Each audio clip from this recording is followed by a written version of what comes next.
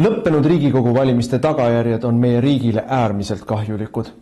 Eestis on võimule tõusmas ajaloo kõige vasakpoolsem ja globalistlikum valitsus, mistõttu meie püsimine iseseisva rahvusriigina on sattunud väga suurde ohtu.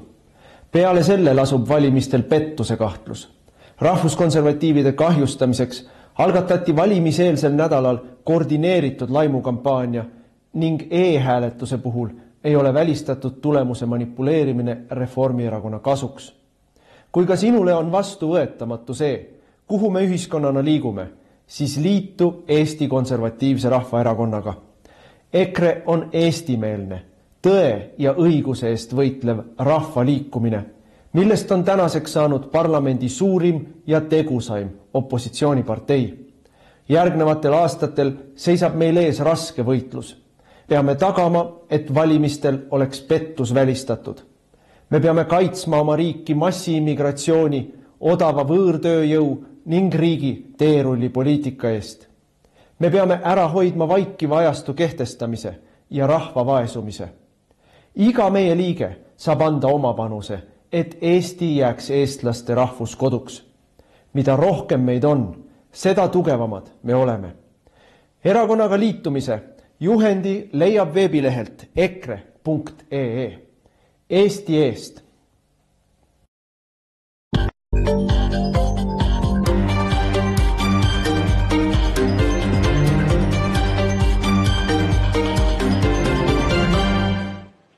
Ja televisioon on siiski ka tehnikasport, aga mul on ülimalt hea meel, et 6 parlamendierakonna juhid võtsid vastu kutse ja on teie ees. Tere tulemast saatesse peaminister ja Reformierakonna juht Kristen Michal. Tere õhtust. Eesti 200 juht Kristina Kallas. Tere õhtust. Isamaa juht Urmas Reinsalu. Tere õhtust. Nüüd siis rasket opositsioonitööd tegev sotsiaaldemokraatide juht Lauri Läänemets. Tere õhtust. EKRE juht Martin Helme. Õhtust. Ja Keskerakonna esimees Mihhail Kõlvart.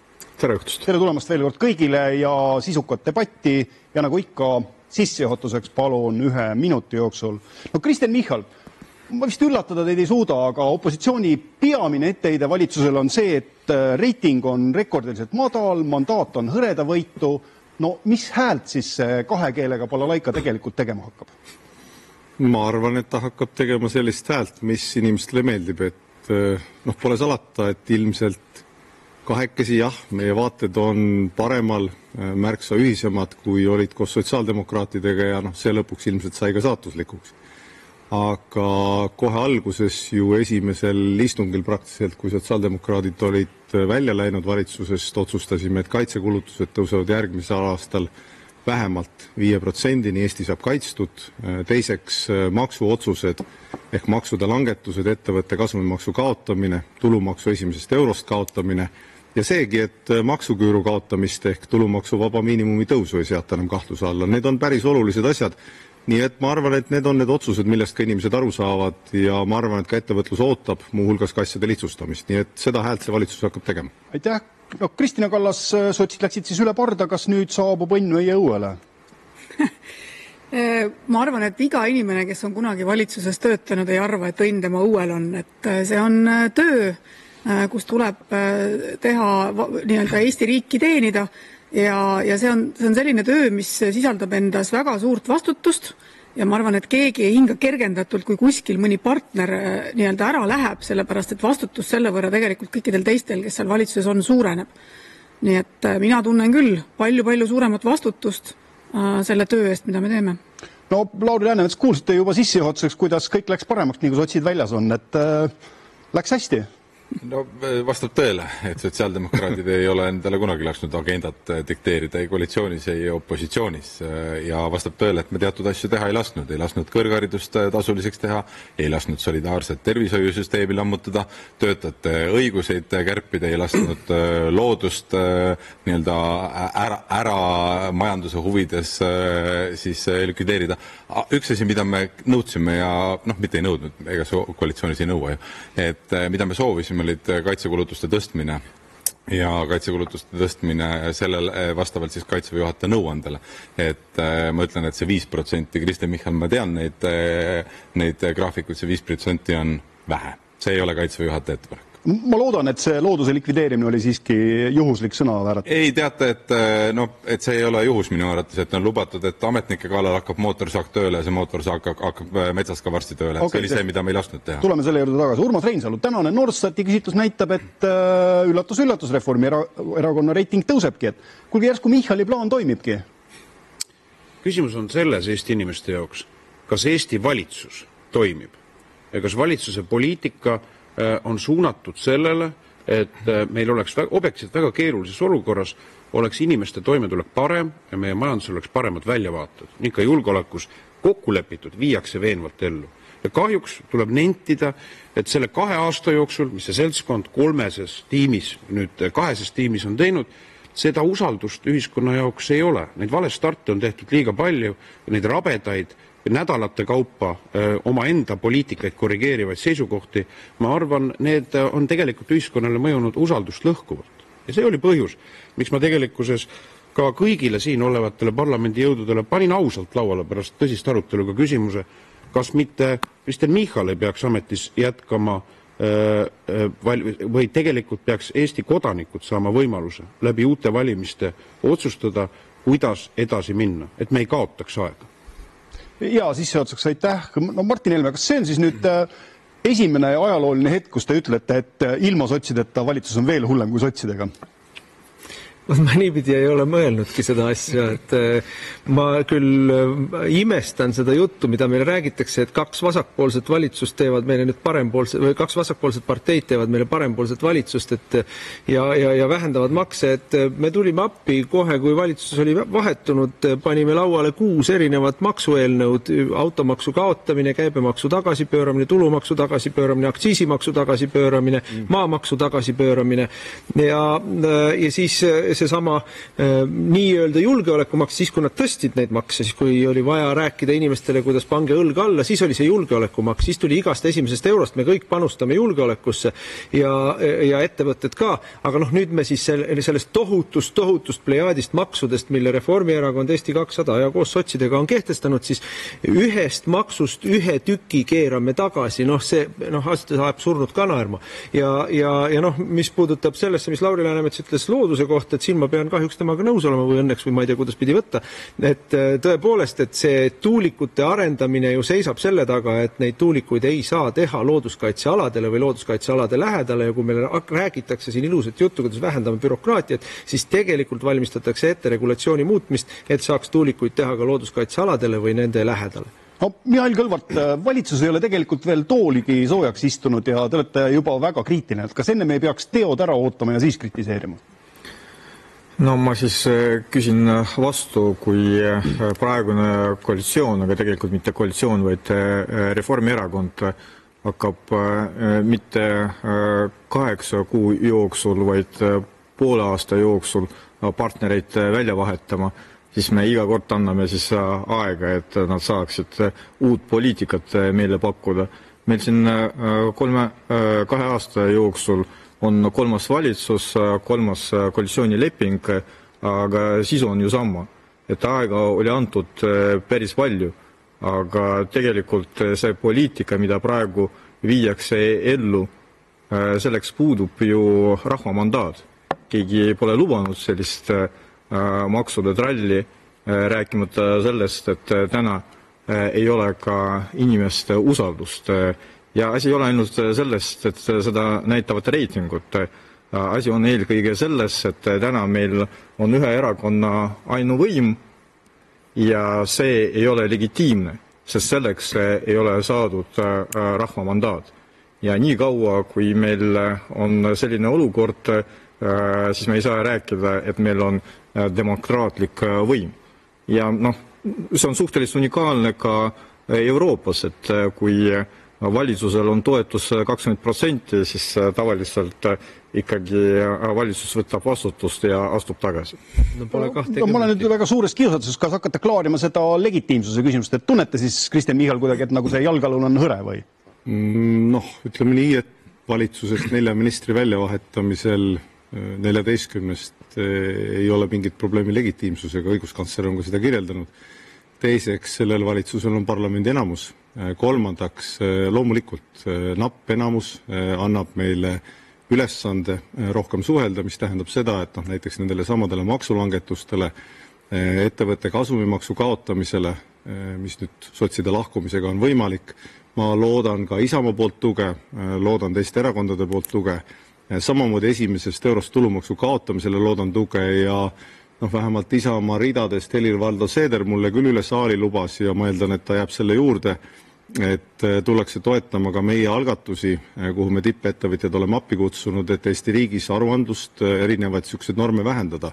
Nii et ma ütleks jah, et pigem keerulisel ajal tuleb ära teha otsused, mis puudutavad riigikaitset. Me oleme teinud otsuse vähemalt 5% ja ma rõhutan sõna vähemalt, see on väga oluline selle juures, arvestades Kaitseväe juhataja nõuandeid ja tegelikult ka inimeste maksukoormust vähendada ja maksusüsteem korda teha. Ma saan aru, et lihtsalt lõpetuseks, et paljudele võib-olla kipub ununema, et maksusüsteemi lihtsus ja selgus on ka väga oluline, konkurentsivõime samamoodi ja ma siiski juhin tähelepanu, et kuidagi tuleb meil kõigil ühiselt need sõjakulutused kinni maksta. Urmas Reinsalu, jätame korraks poliitika kõrvale. Ma tsiteerin teile Eesti Panka. Eesti maksusüsteem muutub ettevõtjasõbralikuks, ühetaoliseks ja lihtsaks. Punkt. Kaob ettevõtete kasumimaks, tulumaksuvaba miinimum tõuseb 700 euroni, inimeste maksukoormus väheneb. Kõlab nagu ilus elu ju. Meie reaalsus on see, et Eesti Pank üle-eelmisel nädalal prognoosib selle aasta Eesti inflatsiooniks ja hinnatõusuks 6%. Ja see saab olema, nagu viimased numbrid näitasid ka märtsikuu kiirhinnang inflatsioonile, Euroopa kõrgeim inflatsioon sellel aastal, sealhulgas toiduainetel 7%. Ja selle inflatsiooni üheks tõukejõuks on maksutõusud. Asetame asja perspektiivi. See valitsus, ja need on samad mehed ja naised, kes nüüd silma pilgutamata räägivad maksude alandamisest, on miljard eurot kuhjanud nii Eesti inimestele kui ettevõtetele maksudeks sellel aastal. 1. mail seisavad ees aktsiisitõusud, 1. juulil 2% käibemaksu tõus. Peaminister Michal, sama inimene, kes on täna valitsusjuht, lubas eelmise aasta sügisel, et solidaarsusest nendele maksutõusudele, mis ühiskonnas on, kärbitakse valitsemiskulusid 5% ehk 132 miljoni euro jagu. Tegelikkus, nagu näitas Riigikontroll, on see, et valitsemiskulud sellel aastal hoopis tõusevad 155 miljonit eurot. Aga huvitav, me mõlemad tsiteerime Eesti Panka. Kuid minu ettepanek, härra Michal, on väga lihtne. Me peame, mitte küsimus on praegu selles, et uued valitsejad, uued jutumärkides, kõnelevad meile, et need julgeolekumaksus lubatud käibemaksutõus ja tulumaksutõus jäävad püsivaks, mis tähendab juba suurusjärgus püsivalt 500 miljardit eurot kõrgemat maksutaset. Et kui kõneleda praegu, mida me peaksime tegema, siis Isamaa ettepanek on väga lihtne, mille kohas eelnõu me andsime. Kehtestada Eestis maksurahu, jätta ära need maksutõusud, ja paraku on ka reaalsus, jätta ära ühiskonnale üle jõu käiv Reformierakonna maksuküüru projekt. Ning teha negatiivne lisaeelarve. Ja me peame veel võtma arvamusi. Lauri Läänemets, milline sotside maksurahu välja näeks? Ma praegu kuulan ja seda on imelik kuulata, et see suurim võite Eesti jaoks on see, et julgeolekusse ettevõtjad panustama ei pea. Et kõik jääb keskmise Eesti pere õlgadele ja siis see ajutine käibemaks veel tehti igaveseks, on ju. Et loomulikult üks asi, mida me koalitsioonis, mille poole me liikusime, mis tuleb nüüd opositsiooni poolt ära teha, on tegelikult toiduainete käibemaksu langetamine. See mitte ainult ei puuduta inimeste toimetulekut, vaid tegelikult, kui see umbes 200 miljonit eurot suunad läbi, siis inimestele jääb rohkem raha kätte, see läheb tarbimisse, see mõjutab väga positiivselt ka ettevõtlust, on ju, ja see raha jõuab ettevõtjateni. Ja see on muideks, ma nüüd mõeldes Eesti probleemide peale, siis minu arvates Eesti kõige suurem probleem täna ei ole ju bürokraatia. Eesti suurimad probleemid, võin öelda, järgmisel aastal tuleb inimarengu aruanne, see ütleb, et meil on hariduslik ebavõrdsus nii suur tänu sellele, et lastevanemate toimetulek on kehv, lapsed saavad kehvemad hinded, ei jõua kuhugi, et neid sellised ebavõrdsusest tingitud Eesti nagu elu või arengu ja majanduse takistusi on meil vaja pigem nagu kõrvaldada. Ja siis me räägime siin selles, et peaminister on võetud, ma kujutage ette, et Eesti tippjuhid, kõige kõrgema palgaga inimesed, kaasa arvatud peaminister, saavad kokku, räägivad siis sellest, et millised seadused Eestis on ju, et arutavad nende küsimuste üle. Minu arvates see arvestades, kui palju neile inimestele palka makstakse, on nende inimeste vale kasutamine. Et me sealt tagasi seda nagu tulemust ei saa.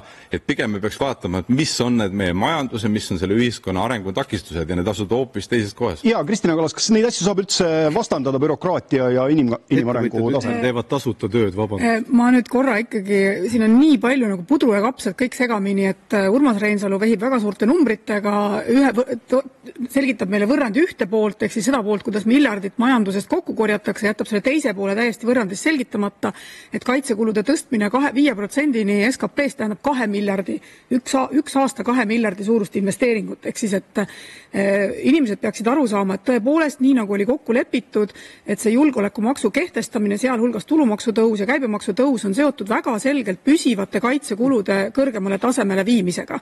Nüüd samal ajal tegelikult inimeste sissetulekutes toimub ka maksulangetus. Küüru kaotamine on maksulangetus. Täpselt samasugune on maksulangetus see, kui me suurendame tulumaksuvaba miinimumi, ehk siis kõige rohkem võidavad sellest tegelikult väiksema sissetulekuga inimesed, mis on äärmiselt oluline, et taastada inimeste ostujõud, eriti olukorras, kus tõepoolest meil on prognoositav inflatsiooni kasv. Ehk siis valitsus on teinud otsuse, et me peame inimeste ostujõudu kiiremas korras taastama ja selleks oleme need maksumuudatused tegelikult kehtestanud. Nii et kui me räägime ühest võrrandi poolest, siis teisest. Nüüd ma natuke ei saa aru sellest bürokraatia vähendamise kritiseerimisest. Ettevõtjad teevad ettepanekuid nende regulatsioonide osas, mis puudutavad ettevõtlustegevust Eestis. Väga konkreetselt ettevõtlustegevusel on väga palju piiranguid kehtestatud, mis on piiranud ja see on olnud mitte ainult nende ettevõtjate arvamus, vaid seda on ka majandusanalüütikud väga selgelt Eestile ette heitnud, et regulatsioonide rägastik on läinud liiga suureks ja see pärsib eriti väikese ja keskmise suurusega ettevõtete tegevust Eestis. Nii et siin ei ole ju tegelikult faktidele raske nagu vastu vaielda. Ja kui valitsus on asunud seda puslet lahendama, sellepärast et see on majanduskasvu üks piduritest olnud, siis ma arvan, et see on ainuõige samm seda teha. Sest ettevõtjad seda ammu ootavad ja kui me räägime majanduskasvu eesmärkidest, Urmas Reinsalule meeldib sellest kogu aeg rääkida, siis see on üks väga konkreetne meede, mis Eesti majandus tegelikult kasvule kaasa aitab. Ja ma pean kahjuks minema Reinsalust ringiga mööda Martin Helme juurde, et muutus siis maksupoliitika parempoolsemaks või mitte? No ei, tähendab, ma tahtsin öelda, et Eesti kõige suurem probleem on ikkagi sündivus, ehk madal sündivus, see on meie kõige suurem probleem strukturaalselt pikas plaanis. Eesti inimeste, juba sündinud inimeste kõige suurem probleem on tuksi keeratud majandus, pikalt languses olnud majandus, mis ei ole hakanud tegelikult elavnema hoolimata statistilisest silmamoondusest. Nüüd muidugi meie kolmas probleem on see, et poliitikud arvavad, et me oleme, kõik inimesed on haugimäluga. Lauri Läänemets räägib siin toiduainete käibemaksu langetamisest, vabandust, paar kuud tagasi esitasime selle eelnõu ja sotsid hääletasid saalis sellele vastu. Selles koosseisus me oleme seda eelnõud 3 korda esitanud, iga kord on sotsid selle vastu hääletanud, alles siis, kui te kukkusite opositsiooni, avastasite, et see on hea mõte. Michal räägib siin sellest, kuidas tuleb maksusüsteem teha lihtsaks ja korda ja te arvate, et me ei mäleta või? Et teie olete ta ju keeruliseks ajanud, teie olete makse tõstnud. Kristina Kallas räägib sellest, kuidas võitleme bürokraatiaga. Vabandust, kes kehtestas selle bürokraatia? Ise olete kehtestanud ja nüüd hakkate meile rääkima, kuidas te hakkate seda vähendama, et keda te lolliks peate. Ja ei ole kehtestanud bürokraatia. Ei, selles mõttes, et see ei ole ju tõsiselt võetav ja kui Kristina ennem räägib valitsus, me teeme kõvasti tööd, aga teile on ju inne pandud üks, isegi mitte 2, vaid 1 valijate poolt. Teile enam konkreetselt valijaid ei olegi. Reformierakonnal on pooled alles, mis kunagi olid. Et te teete ju halba tööd järelikult. Ja see legitiimsuse küsimus, mida ennem siin Mihhail rääkis, on tegelikult väga tõsine. Kui meil on alla 20% ühiskondlik toetus valitsusele, siis see valitsus tegelikult ju seisab nõela pea peal. Ta tegelikult ei oma mitte mingisugust ühiskondlikku kandepinda, mitte ühegi otsu tegemiseks. Meil oleks päriselt ka vaja erakorralisi valimisi, sest alternatiivi sellele tänasele valitsusele ma ka Riigikogus. Aga kahjuks 100 piires arvutamine on umbes selline pealt 3. klassi matemaatikat. Mihhail Kõlvart, tahate muide valitsust kiita ka, et 5% SKT-st kaitsekuludele? No saab ju pakkuda ka 6 ja 7 pigem. Aga võib-olla tulebki. Pane 9, siis pane aga mina pigem küsiks, kuidas majandus hakkab kasvama, et 3%-ga saaks vajalikku ressurssi kätte. Et siin oli palju juttu bürokraatia vähendamisest ja ma võib-olla tuletaks koalitsioonipartneritele meelde, et iga kord igas koalitsioonilepingus see oli eraldi välja toodud. Vähendame bürokraatiat, suurendame investeeringuid ja kõige suuremaks prioriteediks on julgeolek. Et tuletage palun meelde, et kas seda ei olnud esimeses koalitsioonilepingus, teises koalitsioonilepingus, võib-olla 3. koalitsioonilepingus on kuidagi teistmoodi sõnastatud. Ja ma arvan, et peamine probleem seisneb selles, et sisulisi lahendusi ju te ei paku. See, et te ütlete, et oli 3, saab 5 ja ideaalis saab 7, et tänu sellele ressurssi ju kuskilt rohkem ei tule.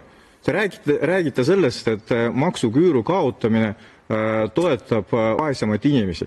Te ju valetate, et tänu maksuküüru kaotamisele saavad suurema tulu just suurema palgaga inimesed. Ja selle reformi maksavad kinni just vaesemad inimesed. Ja see läheb maksma 500 miljonit eelarvele. Et kes seda maksab kinni selleks, et suurema palgaga inimesed saaksid aastas suurema tulu, et Riigikogu liikmed pluss 500 eurot aastas. Aitäh. Kristen Michal vangutab pead, ega te ei eeldanud ju ometi, et me siin täna saates maksupoliitikast kokkuleppele jõuame? Ei, ma isegi ei ootaks seda, aga ütleks niimoodi majandusteadmatust me ilmselt selle saate jooksul ei jõua ka ära ravida, et esimesest eurost tulumaksu kaotamine, mida me nüüd teeme, mis on seadustatud ja mida me Eesti 200 kahekesi teeme, loomulikult mida te ise kehtestasite? Mõjub kasulikumalt ja just väiksema sissetulekuga inimestele, sest oleks maksustanud just eeskätt rohkem väiksema sissetulekuga inimesi. Nii et seda võiks küll Keskerakond sotsiaalselt õiglasena võtta kiita. Teiseks, tulumaksuvaba miinimumi tõus aitab neid, kelle sissetulek on väiksem. Jah, ma saan aru, et nii Reinsalule kui Kõlvartile on armas, sest nad üritavad seda maksuküüru omistada kellelegi teisele, aga ma siiski meenutan see kanapõder tüüpi maksuküür, mis sööb paljude inimeste, õpetajate, politseiniku palka, on tegelikult Isamaa ja Keskerakonna loodud. Nüüd veidi ka faktidest. Mihhail, ma ütlen, et tere tulemast kunagi parlamenti, pääsed juurde materjalide, saad aru, et kui kaitsesse pannakse rohkem raha, tekib Eesti riigiga rohkem võimeid. See tähendab seda, et ostetakse neid vahendeid, millega viia sõda vaenlase territooriumile, kui on vaja. Ja ma soovitan seda mitte halvustada, vaid pigem toetada, seda esiteks. Ja teiseks majanduskasvu poole pealt, Reinsalult, ma saan aru, ei ole kombeks kuulda vastust küsimusele, et sealt tuleb kõike muud juttu. Aga see, mida Eesti Pank kirjeldas, ongi adekvaatne kirjeldus selle valitsuse, parempoolse valitsuse maksupoliitikale. Jah, see muutub konkurentsivõimeliseks, jah, ettevõtlussõbralikumaks ja täna, kus me oleme majanduskasvu tsükli alguses, on see väga kohane. Inimeste jõukus kasvab, Eesti ettevõtetel läheb paremini. No Urmas Reinsalu, võite sakutada natukene. Armas peaminister, inflatsioon Eestis on 6% prognoosituna. Vaidlete vastu? Ei vaidle. Lätis ja Leedus, kui me vaatame neid prognoose, on ta tegelikult 2-3 korda madalam prognoositu. Kas ma võin sellele ka vastata? Seisukoht on, ma vastan proua Kallasele nüüd, puudutavalt selle kohta, et valitsus töötab Eesti inimeste ostujõu nimel. Swedbanki hinnang oli väga lihtne. Palka saavate Eesti inimeste ostujõud sellel aastal langeb. Eesti inimesi ei huvita poliitikute kisklemine. Nad käivad igapäevaselt poes ja näevad, mida teevad hinnad. 15. veebruaril oli automaksu karjalaskepäev, kus inimesed said arved. Eelmisel nädalal oli kalender, mis tuli meile koju kätte teade selle kohta, et 375 000 koduomaniku ja kinnisvaraomaniku said uued tõusnud maamaksuarved. Meid ootavad järgmised maksud ees. Ja nüüd küsimus sellest, et kui te ütlete, et see raha läheb julgeolekule, te teate ju suurepäraselt, see ei vasta tõele. See raha läheb Reformierakonna maksuküüru projekti teenindamiseks, mis minu tõepoolest vastutustundlik nägemus on, et see on liiga kulukas Eesti ühiskonnale. Te olete tekitanud totaalse maksukaose Eesti Vabariigis ja nüüd kõnelete sellest, et te mingit elemente demonteerite, kuna Eesti ühiskonna nõutus ja pahameel on piisavalt kõrge. Klaarime selle ära nüüd selles mõttes, et kuhu läheb raha? Maksuküüru lõi Isamaa ja Keskerakond. Urmas Reinsalu räägib Reformierakonna maksuküürust. Jamps. Teiseks, inflatsioon 6% Eesti Panga ennustatust, sellest 1/3 Eesti Pank ennast ütles, on maksudest ehk 2%. 1,2% sellest on auto registreerimistasu, mis on üllatavalt kõrgeks hinnatud, nii et väike osa sellest on ainult maksudega seotud. Suur osa on seotud inimeste palgatõusuga. Palgatõus tõstab seda inflatsiooni. Aitäh. Ja nüüd lähme edasi. Martin Helme kõigepealt ja siis sotsiaaldemokraadid. Ja, ma tahaks korra peatuda uuesti kogu selle riigikaitsel, et see on fakt, et kogu see raha, mida maksudega kokku korjatakse, ei lähe riigikaitsesse. See on fakt. Või me võime prognoosida, siin tuleb ka alati sellest aru saada, et Kristjan, ära sega vahele, et meile väga meeldib poliitikutele kõigile meeldib rääkida prognoos nii, prognoos naa, aga see, mis on siiamaani tehtud, muuhulgas ei ole siiamaani tulnud ju valitsusest ühtegi maksueelnõud, ei ole üldse tulnud ühtegi eelnõud selle kohta, mida te plaanidest räägite. Eesti Pank on teinud lihtsalt ilusat poliitilist katet uuele koalitsioonile, sest Reformierakond ja Eesti Pank on alati olnud ideoloogiliselt samal joonel ja kiitustan. Ei, aga nii on, nad on alati prognoosinud häid asju Reformierakonnale, seda enam on praegune nii-öelda kriitiline prognoos silma paista. 6% inflatsioon ei ole mingi hea asi, see on väga ebameeldiv see on palju suurem kui kuskil mujal, aga ma tahan seda ka öelda, et minu meelest on väga vastutustundetu siin niimoodi eeldada, et Eesti inimestel on lõputu selline toetus ja taluvus sellele, et me kogu aeg tõstame riigikaitsekulutusi ilma, et me räägiks sisust. Te olete riigikaitsekulutuste tõstmise vastu? Ma olen riigikaitsekulutuste sellise lahmivad üles pluffimise vastu, sest et minu küsimus on see, mida me saame võimekustest, kui kiiresti ja mida. Ja me ju väga selgelt näeme, et seda raha kulutatakse praegu ka valesti. Just paar nädalat tagasi välja tuli teade, et Eesti hangib 100 miljoni eest Moldovale soomukeid. No vabandust, see on Eesti inimeste raha, mis läheb kuhugi mujale, see meie riigikaitset ei tugevda. 100 miljonit me anname igal aastal Ukrainale lihtsalt riigikaitse raha ära 100 miljonit. Et need on, nagu, me peame sinna rahasse sisse vaatama, milliseid võimekusi me saame ja meil kõigil on meeles, meil kõigil on silme ees kõrgete endiste siis kaitseväe inimeste või ütleme siis kantsler Salmi, kes seal on Heremid ja kes kõik ütlevad, et aga ei ole tulnud juurde ju laskemoona. Räägitakse sellest lõputult, aga midagi ei ole juurde tulnud. Võimekusi ei ole üldse juurde tulnud. Viimane võimekus, mis meil riigikaitses juurde tuli, oli EKRE ja Isamaa ja Keskerakonna valitsusel rannakaitse võimekus. Võimekusi juurde ei ole tulnud. Ühed Haimarsid või on jõudmas kohe, et see lihtsalt ei vasta tõele? Aga Haimarsid on jõudmas, aga ennem seda anti kõik kahurid ära ja asendati siis oluliselt väiksema hulga Haimarsitega, mida muide, nagu me kõik teame, saavad välja tulistada ainult siis, kui ameeriklased lõpule vajutavad. Kas Lauri Läänemets on ka riigikaitsekulutuste tõstmise vastu? Ei ole. No ma ütlen, et see jutt nagu läheb natuke metsa, mis kõrvalt tuleb, et ma pean valitsust kaitsma. Ja kaitseväe juhatajad ka, et neid asju tehakse. Aga vaadake, et tegelikult kus kohta me jõudnud oleme, et mitte keegi nagu ei julge rääkida sellest, et me peame panema 5%, võib-olla 6% riigikaitsesse, me räägime siin väga suurest rahast ja siis kõik räägivad siin, et langetame makse, et lasteaias ka saab ju aru sellest matemaatika errorist, mis seal tekib ja ega see laenukoorem tuleb tulevikus tagasi maksta kellelegi. Ja see, mida mina ette heidan, on see, et kingitusi tehakse ainult neile sellele osale Eestist, kes on jõukam, rikkam, saab veel rikkamaks, aga see, et ebavõrdsus suuremaks läheb, on ju seda nagu ei vaadata. Ja kui me räägime majandusest, siis on väga hea jälle lihtne rääkida sellest, et natuke jääb sulle investeeringuks ettevõttes raha rohkem kätte, aga me peame aru saama, et lõpuks selle töö, innovatsiooni ja kõik muud teevad ära inimesed. Et kui me näeme seda, et ebavõrdsus võtab ära meilt tuleviku talendid ja kõik need, siis me mõnes mõttes ju saeme oma tuleviku nagu majandusarengu potentsiaali ja võimalusi. Et on läinud see debatt tegelikult ka siin laua taga väga selline ühekülgne tänases päevas on ju, et ma julgeks öelda, et ma väga nagu seda Eesti huvi siin pikaajalist ei tunneta, aga riigikaitset, mis ma tunnustan selle 5% otsuse osas on ju sotsiaaldemokraadid juhatuses tegid selle eelmise aasta septembris pärast seda, kui kaitseväe juhataja ja kaitseminister valitsuses juba nagu plaane tutvustasid, aga seal on üks asi, kaitseväe juhataja ei ütle, kui palju protsentidest peab raha panema. Kaitseväe juhataja ütleb, et tema soovitus on sõjaline nõuanne on võimed ja võimete arenduses tegelikult on üks asi nii-öelda relvastus, aga teine on ka see laskemoon, mis tuleb 3 aasta jooksul soetada, mitte 7 aasta jooksul. Ehk siis, kui me need paneme võimete arendused, siis kaitseväe juhataja soovitus, et mis me ära peame tegema järgmise paari aasta jooksul, ei ole mitte 5, vaid on umbes 6 või 7%. Ja sellepärast minu arvates oleks aus ka seda öelda ja näidata minu arvates ka Riigikogule, mis on siis see kaitseväe juhataja võimearenduste soovitus koos laskemoona ostuga nii-öelda rahaliselt, et sellest 5% esimestel aastatel ei piisa. Et seda tegelikult Kristen Michal väga hästi teab, me oleme seda tabelit ise vaadanud, detaili seal kunagi valitsus läinud, et me ei tee seda soovitust ja see on minu arvates julgeoleku mõttes on see mure. Lauri, seda ei saa teha sellepärast, et siis tuleks välja, et meil pole midagi. Muide, kes vaatas kaitseväe juhataja pressikonverentsi, sai selge vastus, et me ei soovi oma vastase elu nii lihtsaks ka teha. Kristina. Ma arvan, et Eesti kaitsevõimete konkreetsete relvaostude ja muude laskemoona ostude avalikult diskuteerimine konkreetsete ühikute ees kindlasti ei ole see, mida Eesti kaitsevõimet tugevdab. Nii et tegelikult Riigikogu kaitsekomisjoni inimesed ka selle info saavad, aga aga ma tahtsin ikkagi, siin on see debatt läinud täpselt selles suunas, et ühed arvavad, et tuleks makse langetada, teised ütlevad, et makse tuleks tegelikult tõsta, kõige rohkem tuleks tõsta makse ettevõtjatele ja siis kõik kiruvad seda, et miks meil majandus ei arene, sellepärast et see vaidlus selle üle, et ettevõtjatelt tuleks tegelikult ka maksu võtta, eriti majanduskriisi olukorras oli üks peamisi vaidlusi, mida me sotsiaaldemokraatidega valitsuses pidasime.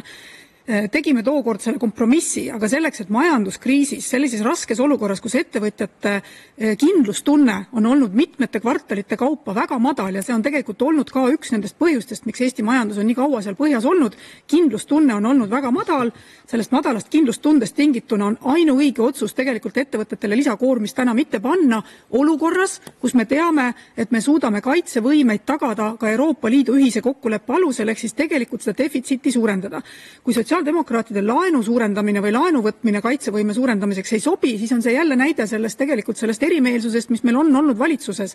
Et selle asemel, et makse tõsta, me võiksime tegelikult suurendada ja võtta laenu ja täna ka Euroopa Liidu eelarvereeglid meile seda võimaldavad. Ehk siis me ei lähe tegelikult ka eelarvereeglitega siin vastuollu ja tulevased põlved seda koormat nii suurena kandma ei pea. Aga ma tahaksin klaarida selle 100 miljoni Ukrainale andmise teema. Esiteks. Mõlemale antakse. Ukrainale. Martin kritiseeris seda, et me anname Ukrainale. Et esiteks on tegemist loomulikult Eesti kaitsevõimega. Ehk siis, et kui Ukraina ennast kaitsta suudab, siis suudab ennast kaitsta ka Eesti. Ehk siis Ukraina võitleb seal meie eest ja see on väga otsene Eesti kaitsevõime tugevdamine, kui me Ukrainat toetame. Aga see 100 miljonit läheb kõige otsemat teed pidi Eesti majandusse. Sellepärast, et kõik need ostud selle 100 miljoni eest me teeme Eesti kaitsetööstusettevõtetelt. Ehk siis on otse Eesti majandusse investeeritud 100 miljonit, mitte Ukraina ega kellegi teise majandusse investeeritud 100 miljonit. No, Mihhail Kõlvart, tegelikult iga kord, kui ma olen teilt küsinud kaitsekulutuste kohta, siis te olete hakanud rääkima majanduse kasvama panemisest. Ma päris hästi sellest loogikast siiski aru ei saa, et kuidas me kõigepealt majandust kasvatame ja siis iseseisvust kaitseme. Seos on otsene. Esiteks inimeste heaolu on otse seotud kaitsetahega. Langeb heaolu, langeb ka kaitsetahe, aga see seos on ka matemaatiline. Et vaadake, kui 2 miljardit on suure eelarve puhul 2%, siis väikse eelarve puhul see on 5%. Meil on ju vaja mitte protsenti, meil on vaja ressurssi. Ja kui on suurem majandus, siis ka 2%-ga saab seda, mida on vaja selleks, et laskemoona osta. Sellest on jutt. Nüüd, siin ei ole meie vahel tegelikult debatti, kas meil on vaja julgeoleku ressurssi kasvatada või mitte. Küsimus on selles, et kas me seda teeme protsentidega või me seda teeme päris ressursiga. Mina räägin sellest, et on vaja päris ressurssi. Ja nii kaua, kui meil rahandusminister vastab küsimustele ja räägib, et meil maksud kasvavad sellepärast, et on Putin süüdi, nii kaua tõenäoliselt valitsus vastutust majanduspoliitika eest ei võtta.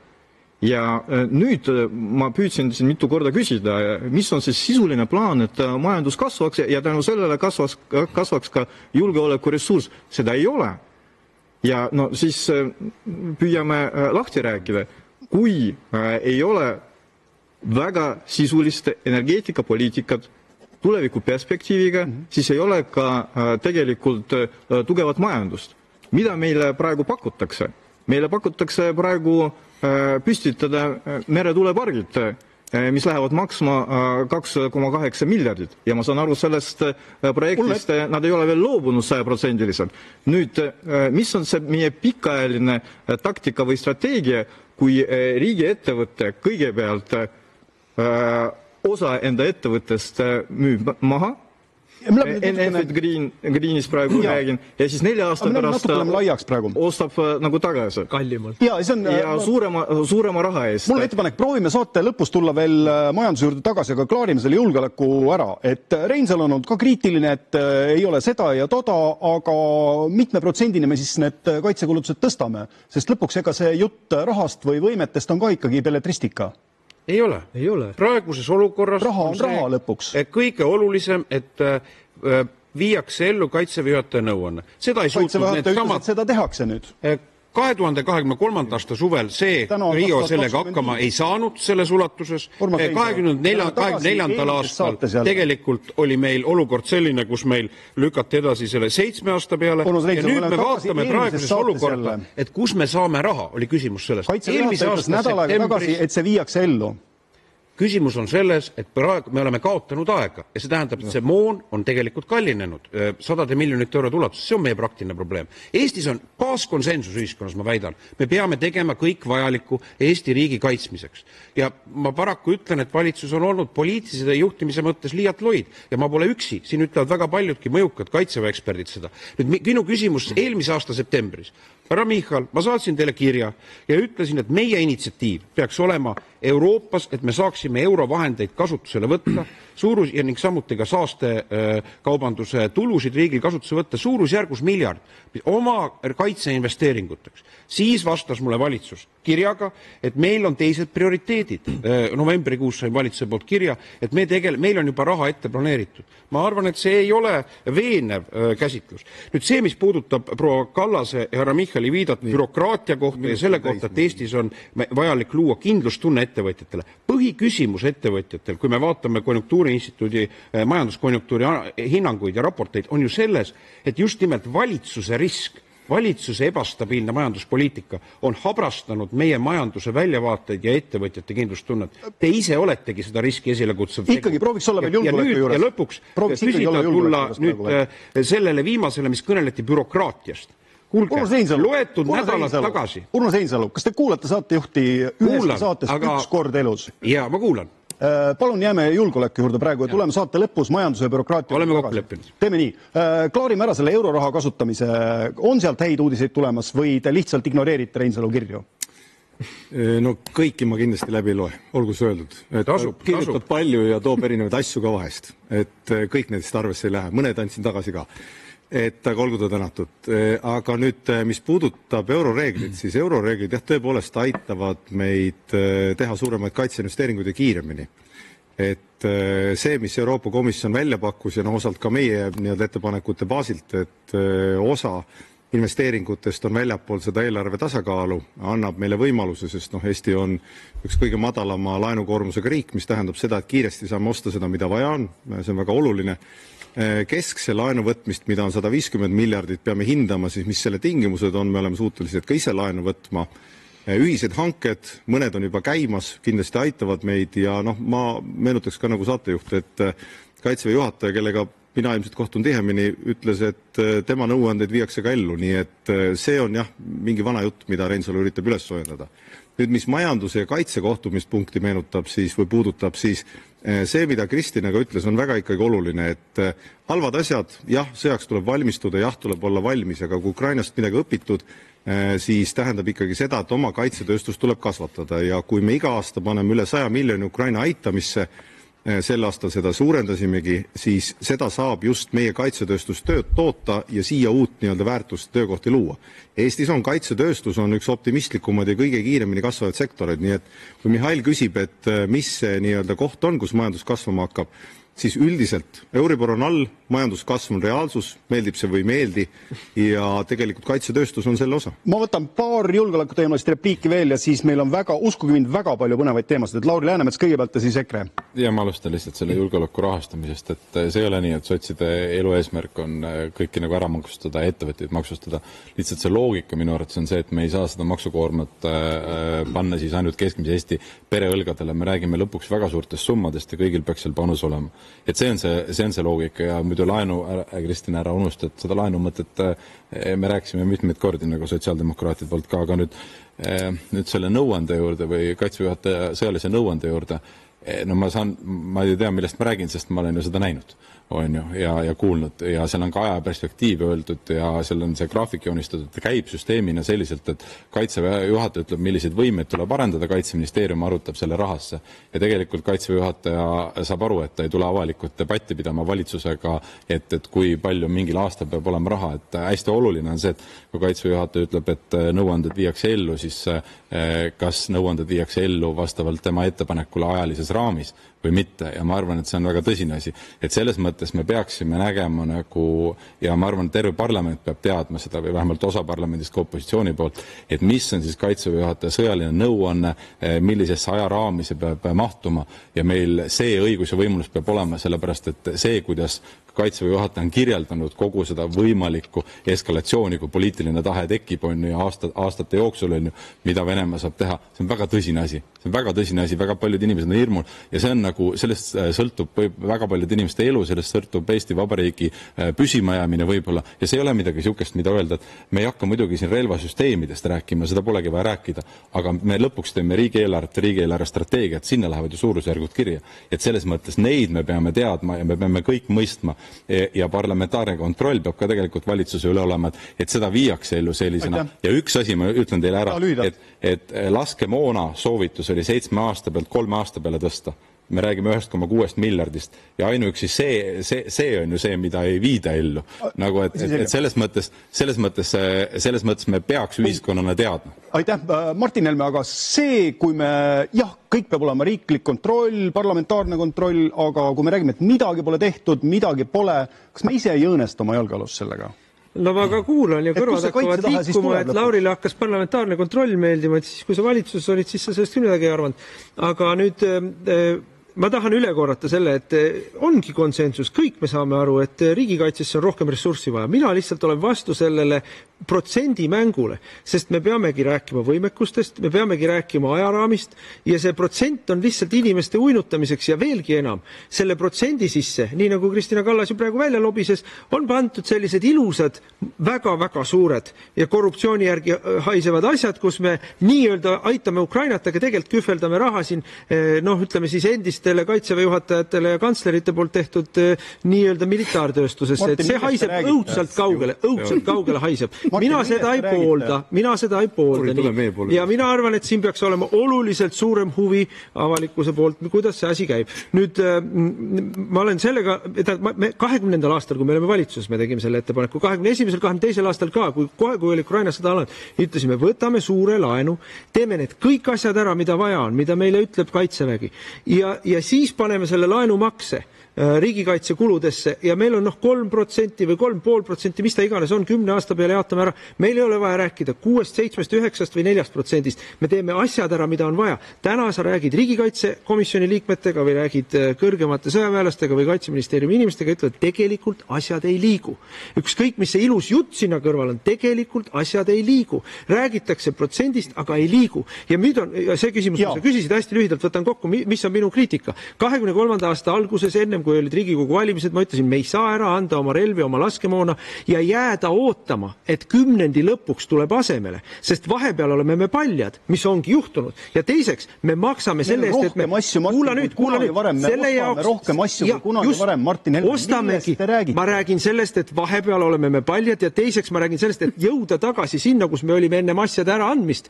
Me maksame nende asjadest 3 korda rohkem kui siis, kui nad meil laos olid, sest hinnad on kallimaks läinud. Kristjan Michal, no ei ole meil konsensust riigikaitse küsimustes?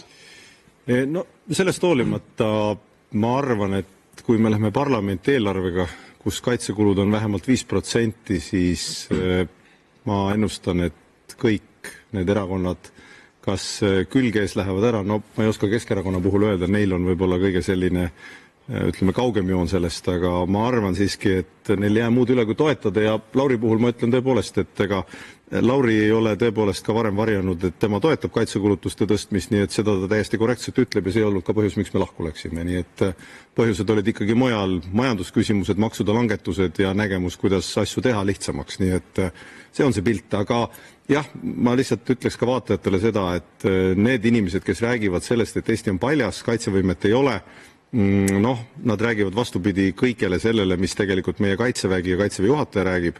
Kaitseväe juhataja nõuannet täidetakse ja loomulikult me kõik tahaks relvi kiiremini, arusaadav, aga tasub arvestada, et sellel turul neid relvi tahavad ka kõik, väga paljud ja see läheb üsna kuumaks, nii et see on üsna loogiline, et parimal juhul ja parimal viisil need hangitakse, aga ei maksa rääkida sellist juttu ennast väiksemaks. Me oleme Euroopa Liidu, NATO liikmesriik, kes panustab kaitsesse ja on aastaid panustanud päris korralikult, nii et sellele tuleb uhke olla, mitte häbeneda. Ma annan veel Kõlvartile ja siis räägime veel majandusest lõpuks ka.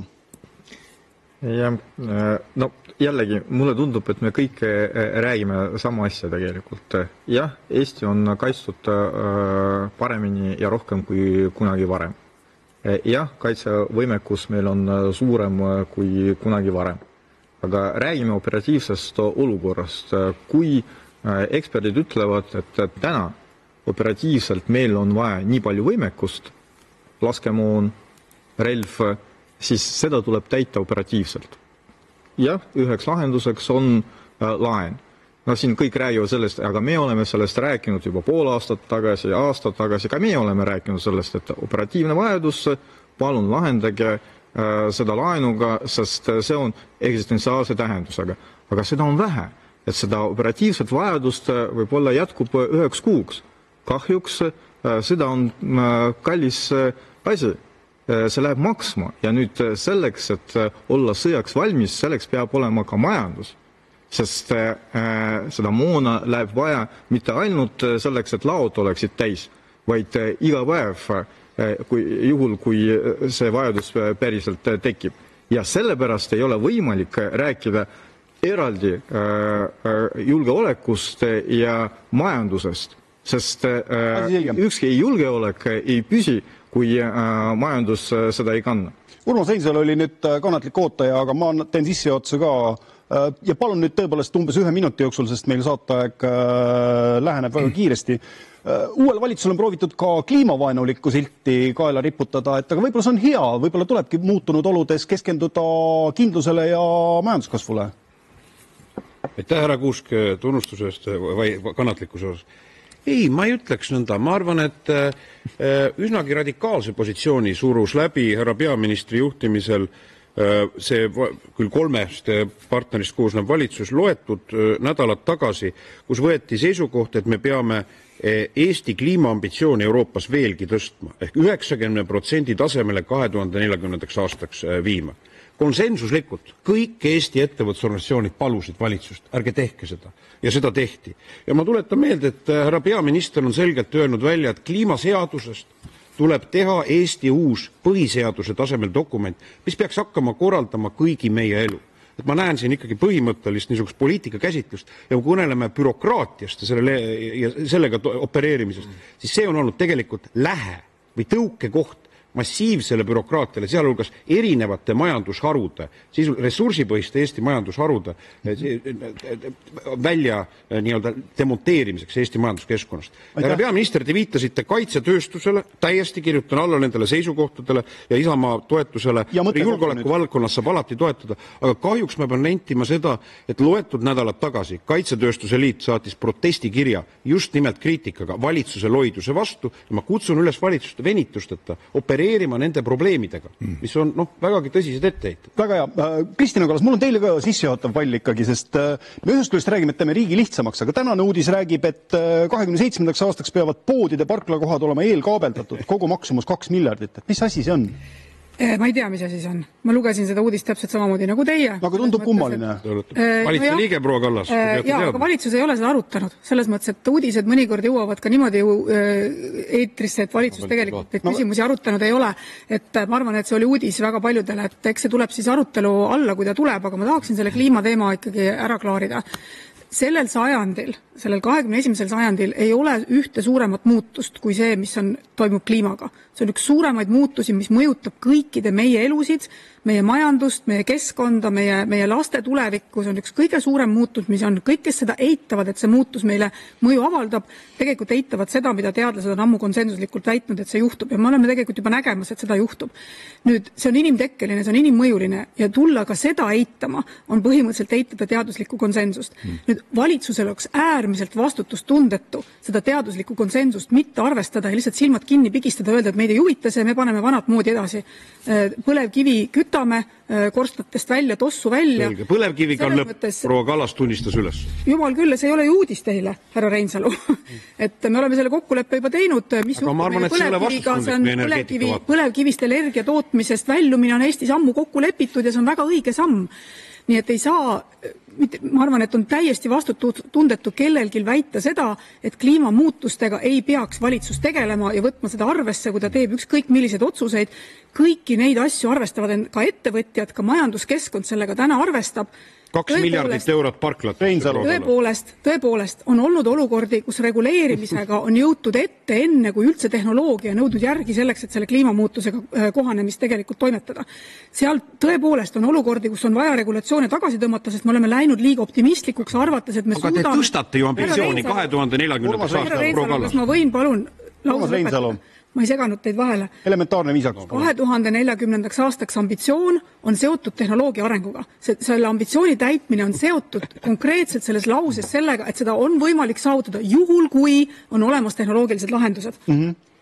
Ja Martin Helme, no mul on kurb uudis, 1 minutiga peate hakkama saama. Ja, no ma tahan lihtsalt öelda, et Kristina Kallase jutt sellest, et meil on teaduslik konsensus inimtekkelisest kliimamuutusest on täpselt sama tõsiselt võetav jutt, nagu Kristina Kallas rääkis Riigikogu puldis, et meil on teaduslik konsensus, et on olemas 20 erinevat sugu.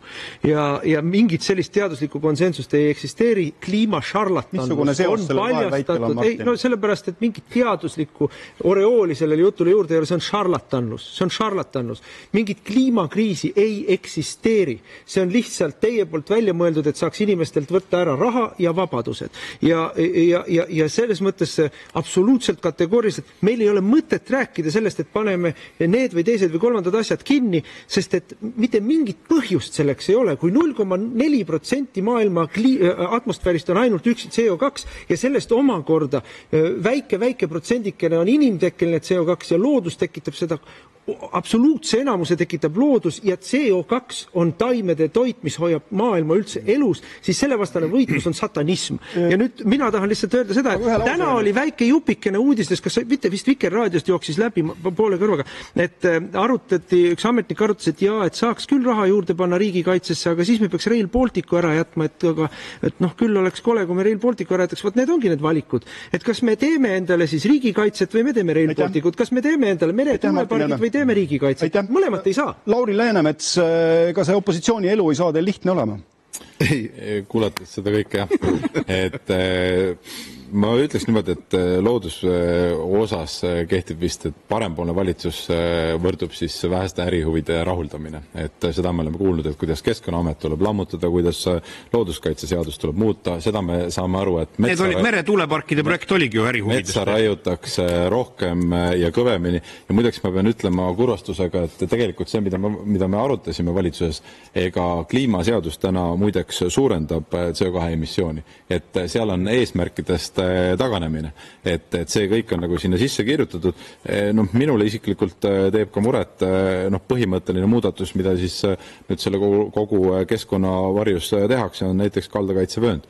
Et kui sul vähendatakse võimalust inimestel lõpuks siis ühesõnaga, kui sa saad maja ehitada oluliselt lähemale järvedele, ma ei tea, jõgedele, ma saan sellest vajadusest aru, aga ma ütlen ära ka, millega see lõpeb selle erahuvi unelmaga, et ühel hetkel pannakse kõik need samad nagu järvekaldad kinni.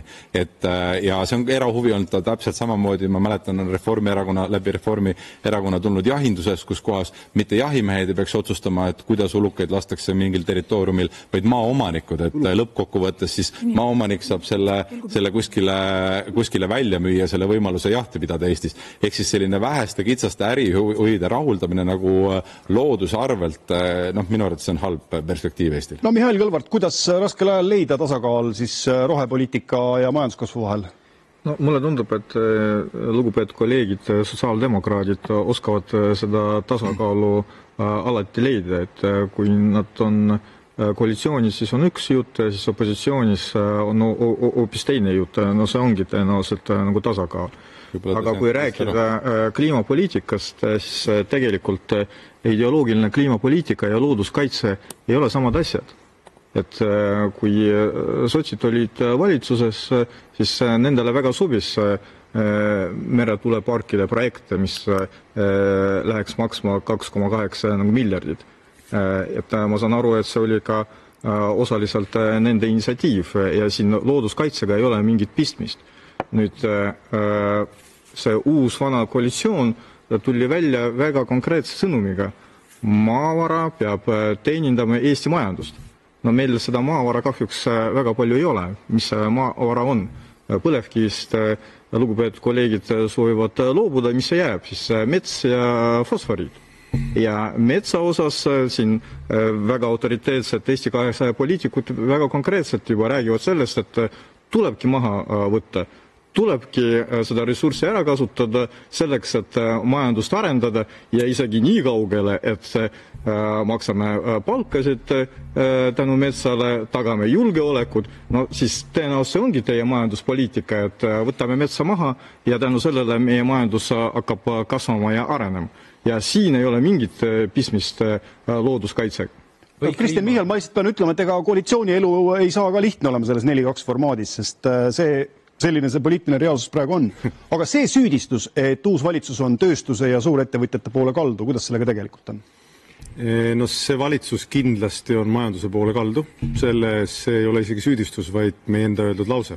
Aga need kaks majandus, arukas majandamine ongi tegelikult puhtad ja moodsad tööstused. Et see ei ole kuidagi puhta loodusega vastuolus. Võin kindlalt öelda, sest ka näiteks majanduse huvi on saada selged reeglid. No, näiteks hästi lihtsaks seda taandades, kui sul põlevkiviõlitehas tossutab kogu nii-öelda majanduse ruumi täis, et sul ei ole võimalik ühtegi teist tehast teha, siis on kõik ülejäänud tööstused hädas. Sa ei saa kõrgema lisandväärtusega tööstust teha, seda esiteks. Teiseks, põlevkivi, miks ta energeetikas ei ole, sellepärast, et hind on kallis, mitte sellepärast, et kellelgi oleks vähe armastust, ta lihtsalt ei ole majanduslikult tasuv. Eesti inimesed, üllatus küll, tahavad soodsamat elektrienergiat kui kallimat. Et ei ole mina näinud, et nad küsis kallimat armsast fossiilist. Et vigur on ikka selles, et põlevkivijaamadel on oma koht reservis, need maksavad aastas 40-45 miljonit, nii et kui 20 aastat seda reservi sellisena hoida, on see miljardile läinud energeetikas sinna. Ehk on mõistlikum ikkagi ka uusi tootmisi luua, sest kui vaadata seda sama energia hinda, siis ta on ikkagi soodsam, kui on tuul, päike ja nii edasi. Ja tulles selle keskkonna ja looduse hoiu poliitika vastu või juurde, siis ma arvan, et moodne tööstus, kõrge lisandväärtus ja puhas loodushoid on väga suuresti liitlased, sest mina ei ole näinud küll ühtegi projektsiooni ka parempoolsete ja majandusest lugupidavates visioonides, kus tootlikkus või sellised tootmised, mis tahavad tulevikus nagu hakkama saada, ei ole kestlikud, nii et need kaks asja käivad koos. Siin oli väga konkreetne süüdistus, et Eesti 200 tahab kogu metsa maha raiuda. No, neid süüdistusi oli siin igasuguseid, et ma ei jõua neile kõigile nagu vastata, et küll süüdistatakse selles, et maksu ei langeta, küll selles, et maksu tõstetakse, küll selles, et metsa raiutakse, siis selles, et metsa ei raiuta, et ühesõnaga mul on väga raske siin orienteeruda. Tõepoolest on väga raske formaat 4 opositsioonis, 2 koalitsioonis, et ma ei oska sellele kuidagi vastata, sellepärast, et sellele lihtsalt ei ole mingit alust. Mul on lihtne küsimus, kas Urmas Reinsalul, meil on selline mõnus madin siin täna olnud nagu ikka poliitilisele debatile tavaks, aga milline teie positiivne programm on? Positiivne programm on esiteks, Eestis tuleb kehtestada maksurahu, et me ei muutuks kaudsete maksude tšempioniks. Seda me kuulsime täna saada. Teiseks tuleb venitusteta ellu viia Kaitseväe juhataja nõuanded. Kolmandaks tuleb veenvalt tegelikkuses langetada otsuse, mis puudutavad valitsemiskulude vähendamist. Mu üleskutse on valitsus tehku negatiivne lisaeelarve venitusteta. Mitte parempoolne, paraku tuleb kogu lugupidamise juures tunnistada, vaid kehvapoolne on see juhtimine. Kui me võtame tegelikkuses 5% valitsemiskulusid, mida te lubasite, aga te hoopis tõstsite 5% valitsemiskulusid. Näete, proua Kallas, nii lihtne see elu ongi. Tegelikult, kui me kõnelesime energeetikast, paraku see on baas läbikukkumine ja me käsitleme seda, ma loodan, tulevast. Ja kõige viisakam kannataja või ootaja on täna olnud Mihhail Kõlvart, seega positiivne programm 2 lausa ulatuses lõpetuseks. Põlevkivi tagasi. Lugupeetud Eesti Energia juht ütles, et elekter oleks odavam, kui põlevkivijaamad töötaksid pidevalt ja ei ole see odav praegu just maksude tõttu, meie maksude tõttu. Ja kui rääkida tehnoloogiatest, siis meil just meie ülikoolis need tehnoloogiad on olemas, et põlevkivi energeetika oleks efektiivsem ja puhtam. Miks me ei rakenda seda? See on lihtne vastus. Aitäh Mihhail ja aitäh kõik erakondade esimehed. Soovime teile sisukat poliitikahooaja jätku ja head vaatajad, olge homme tagasi. Mirko Ojakivin saatejuht. Kohtumiseni.